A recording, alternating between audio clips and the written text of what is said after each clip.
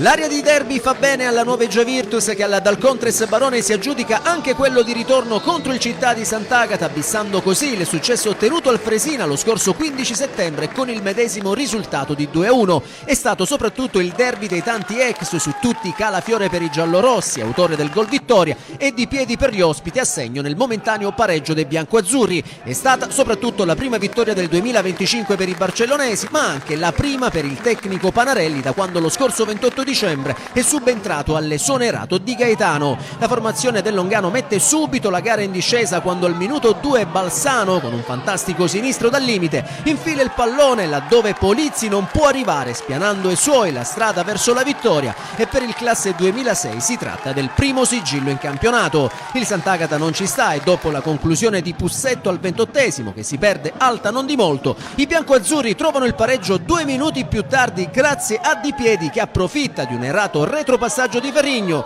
e col destro mette alle spalle di Belmonte il classico gol dell'ex senza esultare, e che gli vale come terzo sigillo consecutivo in appena 2 gare giocate con la maglia sant'agatese. La squadra di Raciti insiste, ma i tentativi di Pussetto prima e Nunzi poi non creano patemi a Belmonte. Nella ripresa però Ligia Virtus, rigenerata dalle direttive del tecnico Panarelli, torna in campo decisa a fare su il derby. Al minuto 53 solo la traversa nega alla splendida giocata del neoentrato Pipitone la gioia del gol. Al 65esimo invece il Sant'Agata rimane in 10 uomini, viene espulso Capomaggio, rosso diretto per il 5 bianco-azzurro per fallo su Imò. Ligia approfitta subito della situazione, 2 minuti più tardi firma il sorpasso quando l'ex Calafiore da 0 metri deve solo spingere in porta il suggerimento di Imò, facendo così Ligia Virtus 2 Sant'Agata 1, e anche il centrocampista giallo-rosso non esulta, ma è un gol pesantissimo, il secondo in campionato per Calafiore, che consegna ai barcellonesi 3 punti di vitale importanza per la salvezza.